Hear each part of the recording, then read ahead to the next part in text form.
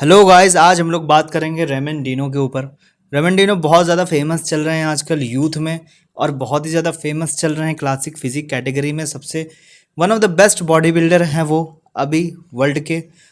पर उन्होंने अभी तक कोई भी मिस्टर ओलंपिया का टाइटल तो नहीं जीता है, पर बहुत ही ज़्यादा फेमस चल रहे हैं वो। क्रिस बमस्टेड के बाद सबसे ज़्यादा फेमस बॉडी बिल्डर चल रहे हैं वो। यूथ में उनकी बहुत ज़्यादा ही पॉपुलैरिटी है, इसीलिए मैंने सोचा कि उनके ऊपर बायोग्राफी निकाली जाए। तो शुरू करते हैं। रेमन रोचा क्यूरोज, इनका जन्म 9 फरवरी 1995 में हुआ था। इनका जन्म हुआ था रियो ब्रैंको में। एकरे नामक बहुत ही छोटा सा शहर है ब्राज़ील में।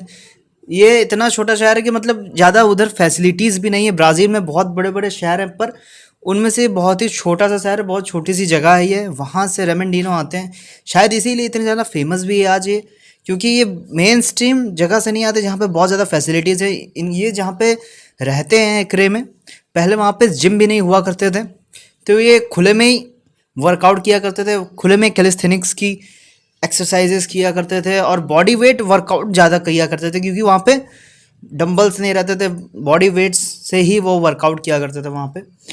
तभी आप लोग देखते होंगे कि रेमन डिनो की जो आर्म्स साइज़ है, उनका जो आर्म्स है वो बहुत ही ज़्यादा बड़े दिखते हैं। उनके जो आर्म्स है वो ओवर शेडो कर देते हैं उनकी ऑल ओवर बॉडी को, क्योंकि उनके आर्म्स इतने ज़्यादा डेवलप्ड इसलिए है क्योंकि वो शुरुआत से ही बॉडी वेट वर्कआउट ज़्यादा करते थे। कैलिस्थेनिक्स भी वो करते हैं, तो उनकी जो फ्लेक्सिबिलिटी है और उनकी जो आर्म्स डेवलपमेंट है वो बॉडी वेट वर्कआउट करने से ही आए हैं।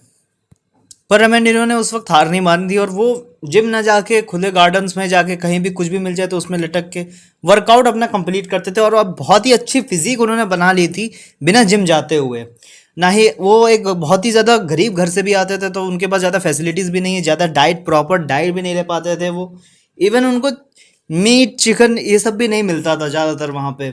नॉर्मल फूड से ही उन्होंने अपनी बॉडी बनाई थी, जब तक उनको उनके पहले कोच मार्सियो ग्रासिया नहीं मिले थे। वो उनके पहले कोच थे, और रेमन डिनो ने अपना पहला कंपटीशन 21 साल की उम्र में खेला था। वो बहुत ही अच्छी बॉडी अपनी शो की थी उन्होंने 21 साल की उम्र में, और बहुत छोटे छोटे कंपटीशन खेलते थे वो। लोकल कंपटीशन, नेशनल कंपटीशन, उसमें भी वो बहुत ही अच्छा परफॉर्मेंस करते थे। तो रेमन डिनो ने सोच लिया था कि उनको एक बॉडी बिल्डर बनना ही है। और उनके, आप लोग को सुन के ताज्जुब होगा, पर उनके जो इंस्पिरेशन थे वो उस वक्त के क्रिस बमस्टेड थे।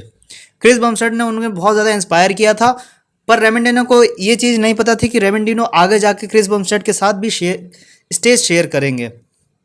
शुरुआती दौर में Ramon Dino men's physique category के लिए compete करने उतरते थे, पर रेमन डिनो की बॉडी इतनी ज़्यादा हैवी और इतनी ज़्यादा बड़ी थी, इतनी ज़्यादा बल्की थी, तो उन्होंने, उनके कोच ने उनको बोला कि आप क्लासिक फिजिक में स्विच कर लीजिए। उसके बाद क्लासिक फिजिक में स्विच करने के बाद रेमन डिनो ने अपना पहला अमेच्योर शो खेला, जो था मिस्टर ओलंपिया अमेच्योर, और उधर उन्होंने जीत लिया वो कंपटीशन, और उन्होंने ओवरऑल कैटेगरी में भी जीत लिया वो कंपटीशन, और उन्होंने प्रो कार्ड ले लिया था 2018 में, जो मिस्टर ओलंपिया हुआ था ब्राज़ील में। तो वो कंपटीशन खेलने के बाद रेमन डिनो को नहीं लग रहा था कि वो जीत पाएंगे, पर वो कंपटीशन जीत के उन्होंने प्रो कार्ड ले लिया था, और वो एक प्रोफेशनल बॉडी बिल्डर बन चुके थे उस वक्त तक।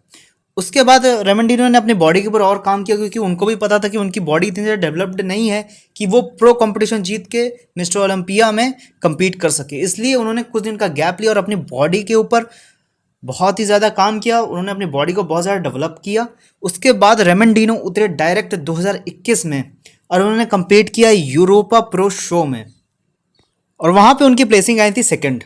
और इसी सेकंड प्लेसिंग के साथ रेमन डिनो ने क्वालिफिकेशन कर ली थी मिस्टर ओलंपिया के लिए।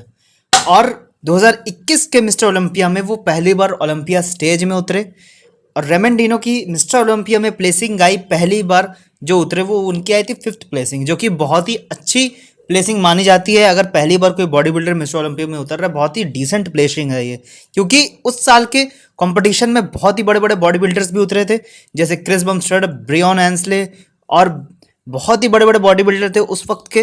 तो उस हिसाब से रेमन डिनो जो एक अमेच्योर और नए बॉडी बिल्डर थे, तो उस हिसाब से रेमन डिनो की प्लेसिंग बहुत ही ज़्यादा अच्छी आई थी उस मिस्टर ओलंपिया में। उसके बाद रेमन डिनो ने 2022 में कंपटीशन खेला क्वालिफिकेशन के लिए मिस्टर ओलंपिया की, जो था ब्राज़ील मसल कंपटीशन। उसमें उनकी सेकंड प्लेसिंग आई, और उन्होंने उस साल मिस्टर ओलंपिया खेला और उसमें भी उनकी प्लेसिंग आई सेकंड, जो कि बहुत ही ज़्यादा इंप्रूवमेंट दिख रही थी उनकी बॉडी के अंदर। और उसके विनर थे क्रिस बमस्टड। तो 2022 में जब रेमंडिनो सेकंड आए तो उनकी बॉडी ज़्यादा अच्छी नहीं लग रही थी क्रिस बमस्टड का, क्योंकि क्रिस बमस्टड बहुत ही ज़्यादा हाई लेवल बॉडी प्रेजेंट कर रहे थे कंपटीशन में, उनका साइज ज़्यादा था उनसे। पर रेमंडिनो ऐसी जगह से आ रहे थे आखिर, जो इतने छोटा सा प्लेस, और इस वक्त में वो मिस्टर ओलंपिया में सेकंड आ रहे हैं, वर्ल्ड के top second classic physique competitor बन चुके थे। तो ये बहुत ही बड़ी बात थी, और वहीं से रेमंडिनो बहुत ही ज़्यादा फेमस होने लगे थे 2022 से।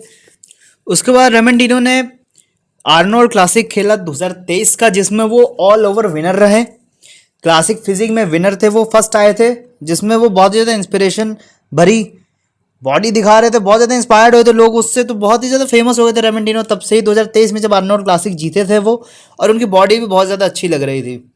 फिर 2023 के मिस्टर ओलंपिया में वो फिर से आए सेकंड, और क्रिस बमस्टड फिर से विनर बन गए थे। पर इस साल रेमंडिनो की बॉडी बहुत ही ज़्यादा इंप्रूव दिख रही थी, और एक बहुत ही अच्छे कंपटीटर लग रहे थे कि वो कंपटीशन दे सकते हैं क्रिस बमस्टड को। और 2023 का साल अगर आपको याद होगा तो वहीं पे वेस्ली विजर्स जैसे बॉडी बिल्डर भी उभर रहे थे, और आर्स कलेंसिस्की, माइक समरफील्ड जैसे बॉडी बिल्डर 2023 2 साल पहले अच्छे दिख रहे थे, पर रेमंडिनो इनसे ऊपर थे तब तक। और रेमंडिनो को बहुत ही ज़्यादा अच्छा कंपटीटर माना जा रहा था 2023 के मिस्टर ओलंपिया में क्रिस बमस्टड को चैलेंज करने के लिए। उसके बाद वक्त आता है 2024 के आर्नोल्ड क्लासिक का, जिसमें रेमंडिनो आए सेकंड। और उसी साल मिस्टर ओलंपिया में रेमंडिनो की प्लेसिंग जो गिर गई 2 प्लेसिंग, फोर्थ आया रेमंडिनो। इस साल के लास्ट ईयर का जो मिस्टर ओलंपिया हुआ था उसमें रेमंडिनो की प्लेसिंग आई थी 4। बाकी हम लोगों ने तो देखा ही था कि रेमंडिनो की जो प्लेसिंग आई थी उसमें बहुत ज़्यादा दिक्कतें थी 2024 में रेमंडिनो के साथ। रेमंडिनो की जो बॉडी पेंट था वो उतर रहा था, और जो बॉडी उनकी जो थोड़ी बहुत थकी हारी भी लग रही थी। उनका जो बॉडी पेंट है जो किया था बॉडी पेंट, वो पूरा शव हो रहा था, पूरा पसीना से नीचे गिर रहा था। उनकी बॉडी बहुत ही ज़्यादा अगली फेस में लग रही थी। तो उनकी बॉडी में थोड़े से डिक्रीज आया 2024 में। पर इस साल देखते हैं रेमंडिनो क्या अपनी बॉडी में इंप्रूवमेंट दिखाते हैं, और बहुत ज़्यादा फेमस भी हैं वो, और लोगों के बहुत ज़्यादा फेवरेट हैं वो, वन ऑफ द फेवरेट हैं वो। लाइक माइक समरफील्ड, वेस्ली विजर्स और रेमंडिनो, ये 3 कंपटीटर मेरे को ऐसे लगते हैं कि ये फ्यूचर है क्लासिक फिजिक के। तो देखते हैं रेमंडिनो आगे चल के क्या करते हैं, क्या मिस्टर ओलंपिया जीत पाएंगे कभी रेमंडिनो क्लासिक फिजिक में, तो ये चीज़ देखने वाली होगी। सो इतना ही था मेरे पास रेमंडिनो के बायोग्राफी में। अभी उनका फ्यूचर बहुत ही ज़्यादा ब्राइट है।